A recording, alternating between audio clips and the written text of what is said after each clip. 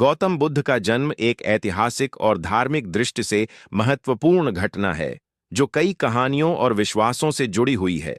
उनका जन्म लगभग 563 ईसा पूर्व में लुम्बिनी, जो वर्तमान में नेपाल में स्थित है, में हुआ था। गौतम बुद्ध के जन्म की कहानी कुछ इस प्रकार है। वेट, माता का सपना। उनकी माता महामाया कौशल राज्य की राजकुमारी और शाक्य राजा शुद्धोधन की पत्नी ने उनके जन्म से पहले एक दिव्य स्वप्न देखा। स्वप्न में उन्होंने एक सफेद हाथी को अपने गर्भ में प्रवेश करते देखा। इसे शुद्धता और दिव्यता का प्रतीक माना गया। 2. लुम्बिनी में जन्म। जब महामाया अपने मायके जाने के लिए यात्रा कर रही थीं, तो उन्होंने लुम्बिनी नामक स्थान पर एक वृक्ष के नीचे आराम किया।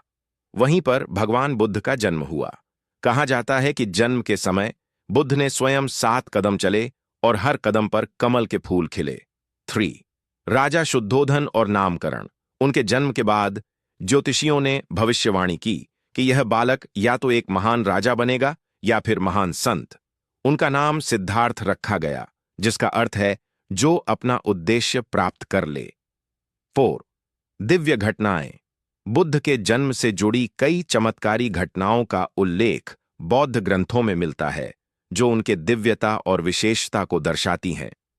यद्यपि इन कहानियों में कुछ धार्मिक दृष्टिकोण और प्रतीकात्मकता हो सकती है, लेकिन ऐतिहासिक दृष्टि से यह स्पष्ट है कि सिद्धार्थ गौतम एक शाक्य राजकुमार थे, जिन्होंने जीवन के सत्य की खोज में अपना राजसी जीवन त्याग दिया और अंततः आत्मज्ञान प्राप्त किया। गौतम बुद्ध ने जीवन, सत्य और दुख के बारे में गहन शिक्षाएं दी। उनके उपदेश जीवन के 4 महान सत्यों, 4 आर्य सत्य और अष्टांगिक मार्ग पर आधारित हैं। ये उनकी प्रमुख शिक्षाएं हैं। 1.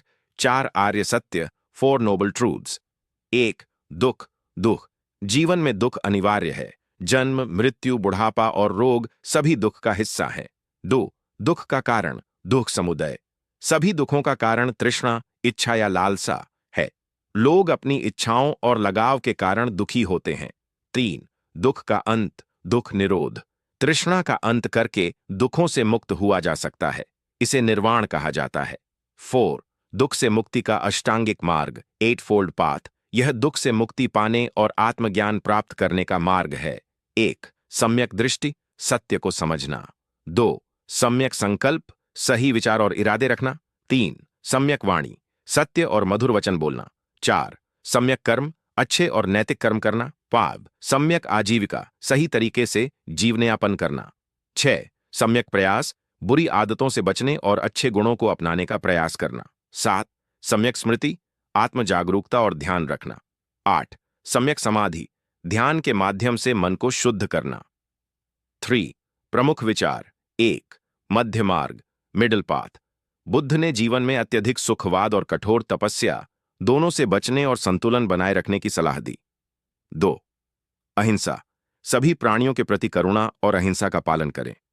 3. निर्वाण, इच्छाओं और बंधनों से मुक्त होकर आत्मज्ञान और शांति प्राप्त करना। 4. अनित्य, इम्परमानेंस, सब कुछ नश्वर है, हर चीज बदलती है, इसलिए किसी भी चीज से लगाव दुख का कारण बनता है। गौतम बुद्ध की शिक्षाएं मानवता के लिए एक मार्गदर्शक हैं और उन्होंने यह सिखाया